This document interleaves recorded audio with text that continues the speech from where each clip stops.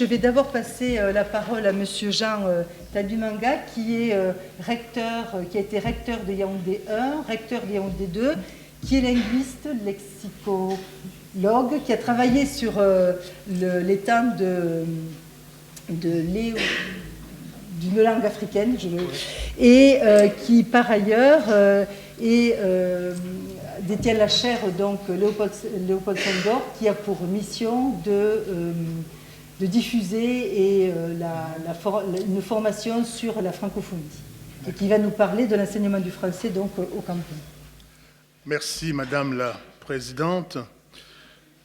Madame la Présidente, mes chers collègues, si on avait eu beaucoup de temps, je vous aurais proposé une véritable conférence sur l'état actuel global de l'éducation en Afrique subsaharienne, en mettant en évidence une polarité importante, l'enseignement du français ou l'enseignement en français. Mais aujourd'hui, on n'a pas beaucoup de temps.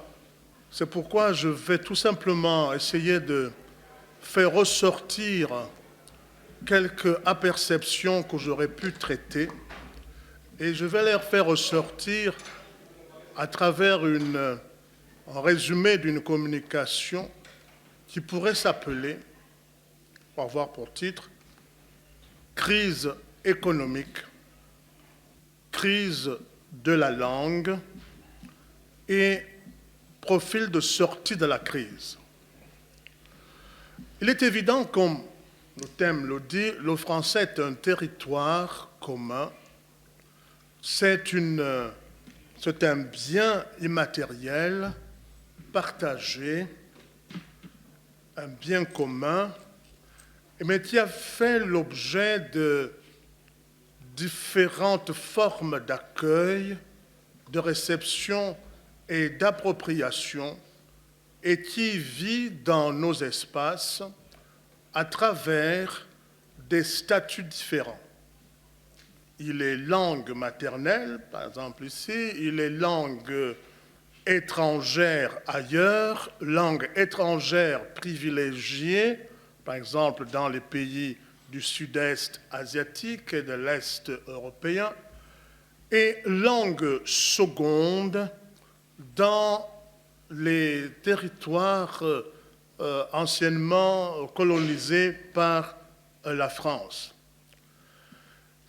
Mais ces territoires, globalement, et même toute l'Afrique, nous renvoient aujourd'hui des images contrastées, des images de crise depuis les années 80, qu'on pourrait ainsi dire, depuis que l'école économique de Chicago, sous la conduite de Milton Friedman, qui a eu à mettre en place une politique forte néolibérale et qui a eu effectivement comme relais, acteurs importants, des hommes et des femmes d'État, Ronald Reagan, Margaret Thatcher, et qui effectivement ont amené une désarticulation de toute l'économie mondiale au point d'imposer en Europe la mise en place d'un serpent monétaire pour pouvoir protéger les monnaies européennes. Et effectivement, par rapport à l'Afrique qui était super endettée, de vivre des années difficiles, n'est-ce pas, d'ajustement structurel. Cette crise économique a eu des impacts très négatifs sur le plan politique, sur le plan, bien sûr, économique, sur le plan social. Mais depuis 2010, l'Afrique, globalement, donne d'autres signaux, des signaux d'espérance, d'espoir. Elle se relève, elle se fabrique des concepts, comme le concept d'émergence, c'est-à-dire qu'elle aspire à être un continent émergent économiquement, industriellement, d'ici 2060, 2066, comme le souligne l'Union africaine.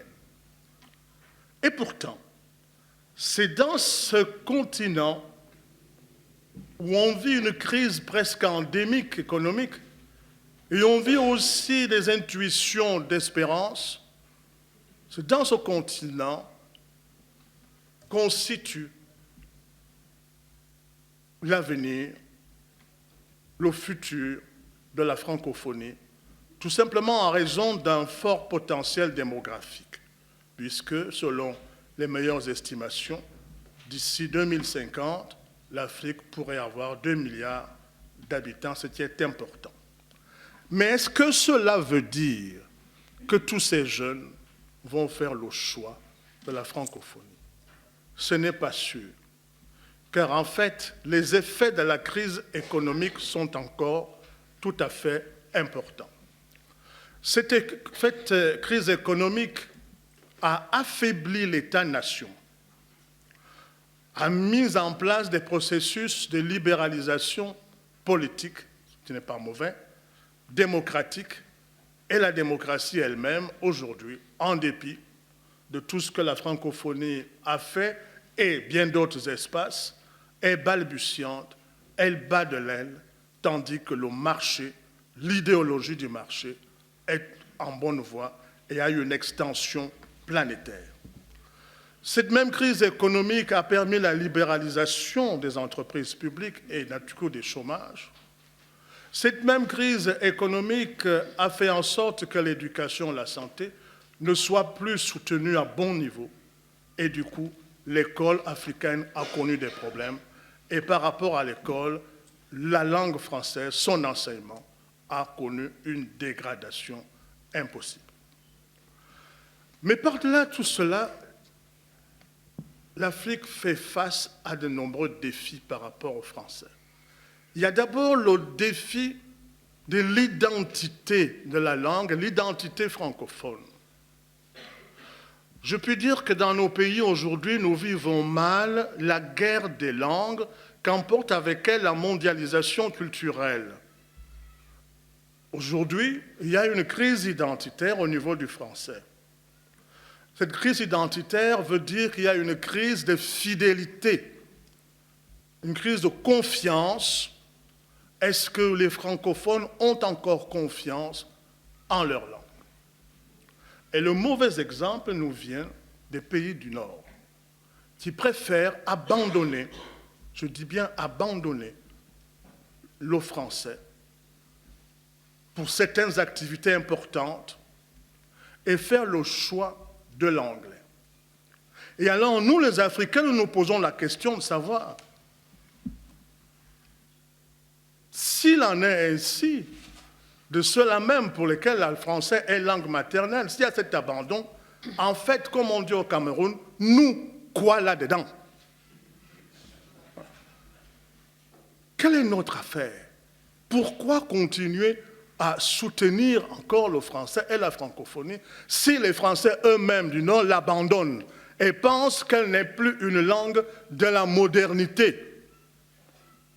Est-ce parce que l'économie est supportée par l'anglais et que le jeu économique étant devenu mondialisé par le jeu des délocalisations, des robotisations, qui a créé effectivement et le chômage au Nord et qui fait maintenant il faut des politiques d'ajustement même au Nord, qu'on trouve aujourd'hui que la seule modernité industrielle et économique, c'est l'anglais? Est-ce pour cela que les pays francophones du Nord eux-mêmes font le choix d'abandonner le français? Est-ce qu'au Nord, la francophonie est encore un dossier important, un dossier stratégique? Alors, bien entendu, nous parlons de multilinguisme comme un bien important, comme un bien commun de l'humanité, mais la pratique est autre, la pratique est différente. Voilà le premier défi, le défi de la crise identitaire et de la notion de multilinguisme qui est, à mon avis, en francophonie, acceptée, déclarée du point de vue politique. C'est une ponctuation rhétorique en politique, sans aucune substance sans aucune consistance dans les faits. Où sont passées les classes bilingues? Où sont passées les classes trilingues? On n'en sait strictement rien. Le deuxième défi, qui est lié à l'éducation également, après cette crise d'image identitaire, c'est la crise de la formation des maîtres. Le néolibéralisme a permis la fermeture des écoles normales de formation des maîtres. Aujourd'hui, effectivement, pour l'enseignement du français et l'enseignement en français, l'Afrique francophone manque cruellement d'enseignants.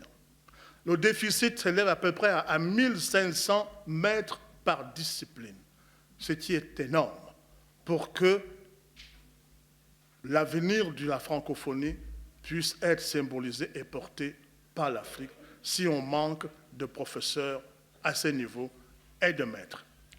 Et même, une récente étude à laquelle j'ai participé au Cameroun avec la Banque mondiale montre que 49% de nos élèves camerounais qui sortent du cycle primaire pour entrer au lycée savent à peu près lire, écrire et compter. Ce qui est quelque chose d'épouvantable par la suite pour un continent qui voudrait être en fait, qui voudrait porter l'avenir de la francophonie. Pourquoi cela? Parce qu'effectivement, les méthodes utilisées, structuro-globales, ne convenaient pas. Aujourd'hui, on s'en va vers le retour à la méthode syllabique. Et bien sûr, avec d'autres méthodes pédagogiques dites de convergence. Le troisième défi est le défi de l'édition scolaire. Comment réussir un enseignement du français sans manuel scolaire? C'est un vieux débat. Je me rappelle, quand j'étais à l'Agence de coopération culturelle, nous avions lutté pour l'édition scolaire pour l'Afrique francophone. Et nous avions, et j'animais, un programme intitulé « Fonds d'aide au manuel scolaire ». Il s'agissait de soutenir les éditeurs pour que le livre scolaire puisse circuler en Afrique francophone. Mais qu'est-ce qu'on a constaté après? On soutenait les éditeurs du Nord pour que le livre scolaire circule en Afrique. On n'avait pas le livre en Afrique, mais l'argent voté pour le Sud rentrait au Nord. Donc, il faut là renverser les choses. Le défi est donc aujourd'hui de voir quelle est la capacité endogène éditoriale de l'Afrique pour pouvoir supporter effectivement l'enseignement du français en Afrique. On ne peut pas avoir une réussite éducative sans manuel scolaire. Donc, je crois qu'aujourd'hui, si la francophonie doit aller dans ce sens, il faut effectivement qu'elle permette une réelle implication de ces acteurs dans la mise en place d'une édition, d'une capacité éditoriale endogène au Sud, de manière à ce que le livre puisse coûter moins cher et que l'État, effectivement, qu'il y ait une reprise des fonctions de l'État, par exemple que l'État puisse avoir entre ses mains les copyrights et mettre les éditeurs en compétition, parce que le jeu du néolibéralisme a mené une désarticulation économique totale. Parce qu'à travers le manuel scolaire, à travers l'édition scolaire, c'est effectivement un programme économique. Et c'est un programme économique dont il est question. Enfin, le défi normatif, je terminé par là, il y en a beaucoup d'autres, parce que je voudrais rebondir à ce que Madame le Présidente a dit tout à l'heure, c'est la variation, c'est la linguistique variationniste.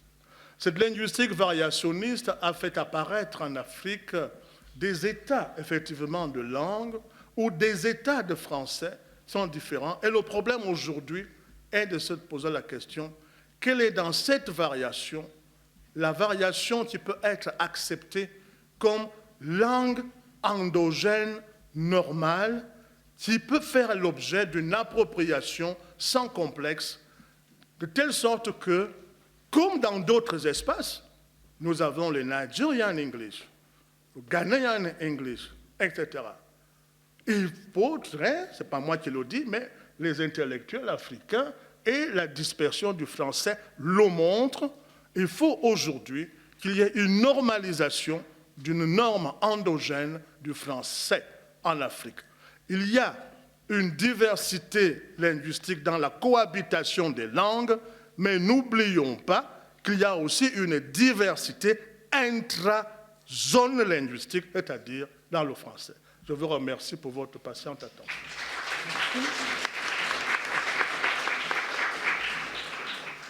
Alors, peut-être on pourra évoquer tout à l'heure lors du débat le rôle joué par le projet de l'IFADEM qui vise une formation des enseignants en Afrique par des moyens autres que ceux de l'édition. Absolument. Revenir je n'ai pas voulu m'étendre là-dessus parce que faute de temps. D'accord. On aura peut-être l'occasion d'y revenir. Je pense que peut-être Mme Koulibaly pourra apporter des éléments à la discussion.